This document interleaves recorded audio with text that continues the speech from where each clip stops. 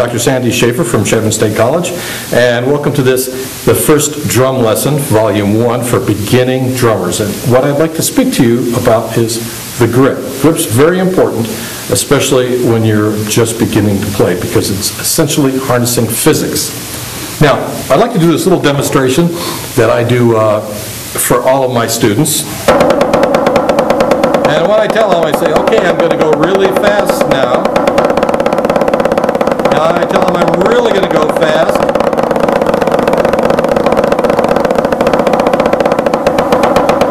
Then I go, ooh, man, that really hurt. And I ask them if they believe that.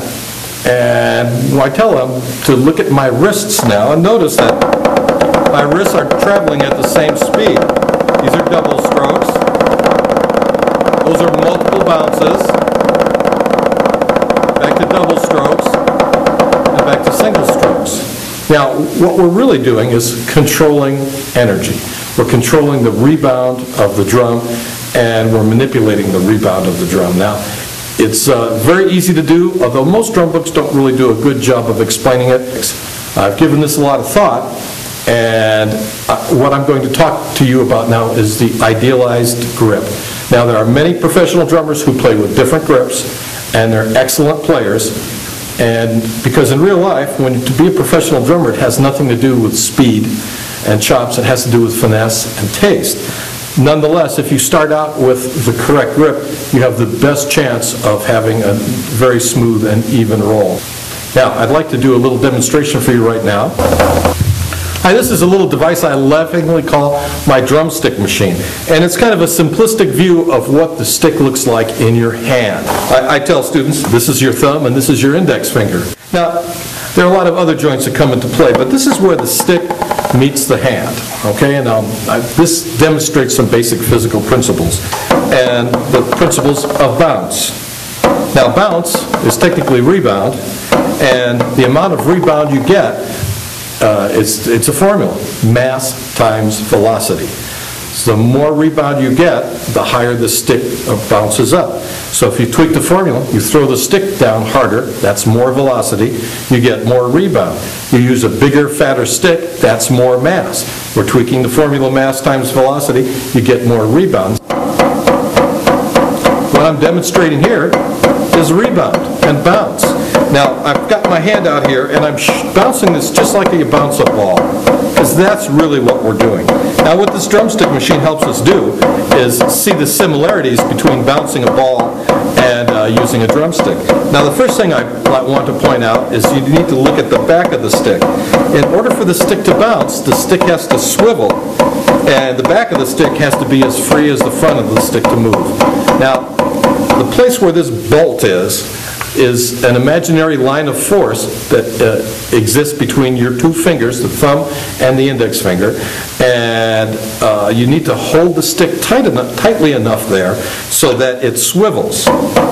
Now, you also have to allow the stick to be free, which means the back three fingers of your hand need to let go of the stick.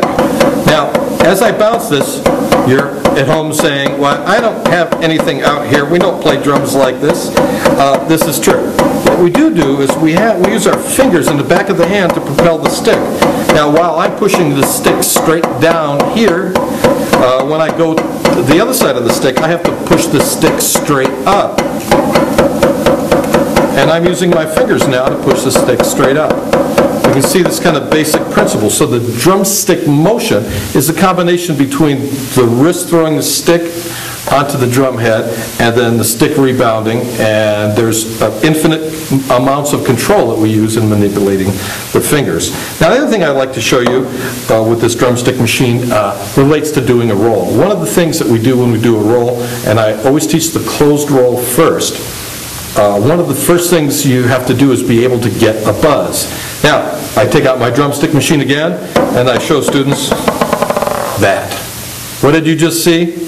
Big bounces to little bounces. Now, when we play open rolls are rolls where the stick bounces twice. We call them rudimental rolls. I used to call them mammy-daddy rolls.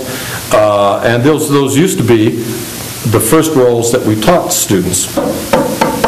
So when we play open rolls, we're essentially using those first two bounces. When we play closed rolls we use for concert style. That means concert band and orchestra, we always use closed rolls. We call them multiple bounce rolls. The stick actually bounces 3 or 4 times. Now what we do is we press behind the fulcrum.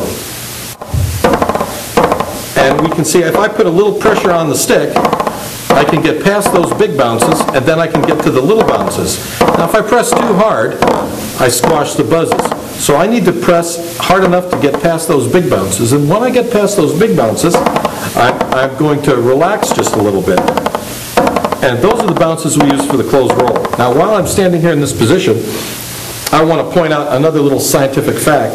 Now this area where we hold the stick, we call the fulcrum. Now the further we apply pressure back from the fulcrum, the more foot-pounds of energy we put on the stick. Now, foot-pounds sounds like something really good. We want more foot-pounds of energy. I like to think about this as buzz-squashing foot-pounds. So when I'm putting pressure on the stick, if I press very close to the fulcrum, okay, I'm not applying too many foot-pounds of energy. Now, as I move my finger out, notice how I start to squash the buzz. Now, about here is where your pinky would be on the stick. So if you're wrapping your hands around the stick, you're going to actually squash the bounces. Okay, so that's my drumstick machine, and hopefully we'll make some of these physical principles a little bit more obvious. Okay, I have a little demonstration with a ball. I want to show you how your hand works. So first of all, when we drop the ball, notice how it comes relatively up into the same place. Basic laws of motion. For every angle, there's an equal and opposite re-angle. That means if I bounce the ball like this, the ball goes over that way. We call it a pass. So every little kid learned how to bounce a ball by trial and error. And if you've ever watched a little kid learn how to bounce a ball, they start by doing this. What did I do? Well, I followed my hand all the way to the floor. And the ball hit my hand and stopped bouncing and laid dead there. Later on, a kid learns how to do this. So now you notice I'm not following all the way to the floor with my hand. Instead, I'm pushing the ball towards earth. Now this demonstration is an explanation of Fred Hinger's natural motion concepts, and he explains that in his Hinger-Timpani method. And he uses this ball analogy.